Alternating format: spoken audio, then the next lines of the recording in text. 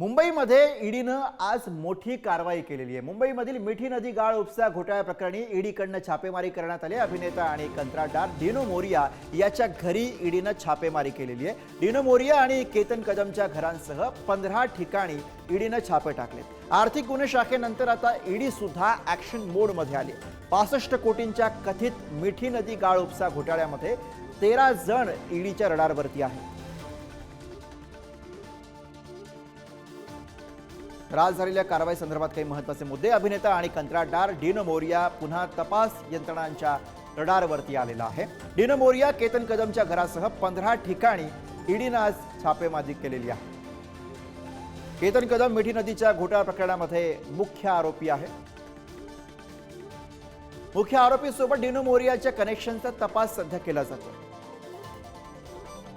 डिनो मोरिया आणि केतन कदम मध्ये वारंवार फोनवरून संभाषण झाल्याचं समोर आलंय।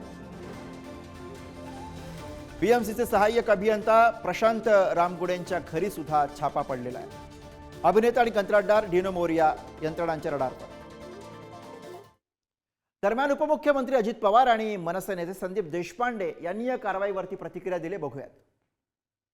ज्या एजन्सी निर्माण केलेल्या आहेत, ज्यांना स्वायत्तता दिलेली आहे, ज्यांना चौकशी करण्याचे अधिकार दिलेले आहेत, उद्याच्याला इन्कम टॅक्सवाले असतील, EOW वाले असतील, ACB वाले असतील, ED वाले असतील, CID वाले असतील, CBI वाले असतील, यांना जो अधिकार दिलेला आहे त्या पद्धतीने होणार ना।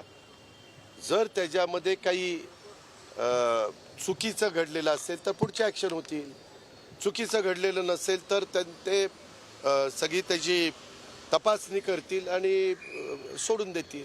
मिठी नदीच्या सफाईचा घोटाळा किंवा नाले सफाईचा घोटाळा हा आजचा नाहीये, गेले 25 वर्षापासून चालू असलेला घोटाळा आहे। ज्या वेळेला महाराष्ट्र नवनिर्माण सेनेने सजेशन दिलं होतं की जेव्हा गाळ काढला जातो मिठी नदीतला किंवा इतर नाले सफाईमधला, तेव्हा तिथे CCTV लावले पाहिजेत, जेणेकरून गाळ काय निघालाय किंवा नाही निघालाय, काय डेब्रिज भरून ट्रक पाठवले जात आहेत तर दूध का दूध आणि पाणी का पाणी होईल।